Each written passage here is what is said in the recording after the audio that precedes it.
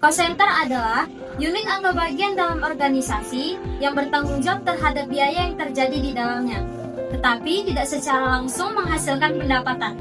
Dengan kata lain, cost center merupakan bagian organisasi yang hanya berfokus pada pengendalian dan efisiensi biaya, bukan pada keuntungan.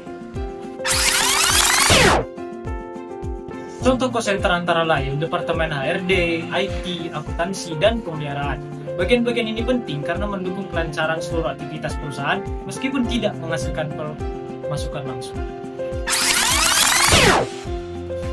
Jenis cost center dibagi menjadi dua, yaitu satu, operasional yang terlibat langsung dalam kegiatan utama perusahaan, dan yang kedua yaitu pelayanan yang mendukung departemen lain.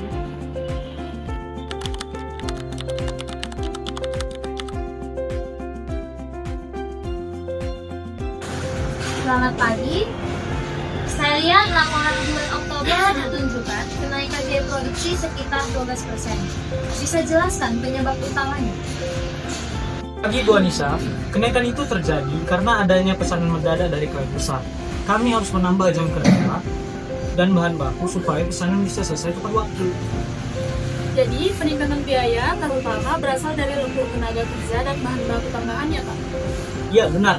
Selain itu, ada sedikit tambahan biaya pemeliharaan mesin karena penggunaan yang lebih intensif. Seperti ini belum bisa diantisipasi dalam rencana anggaran.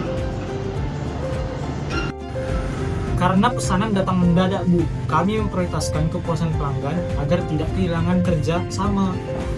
Siapa saja yang ikut dalam pengambilan keputusan pada lembur ini, Pak? Saya bersama supervisor produksi dan kami juga sudah melapor ke HR serta bagian keuangan agar penyusunan biaya bisa dicatat dengan jelas. Oke.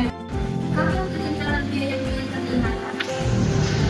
Minggu kedua Oktober, Bu, setelah ada permintaan tambahan dari PT Sinar Abadi. Di bagian mana biaya yang paling tinggi, Pak? Biaya paling tinggi itu terutama di bagian pengepakan dan perakitan, karena dua bagian itu penting karena banyak lembur. Lalu, bagaimana cara kita mengendalikan biaya agar tidak melonjak ke depan?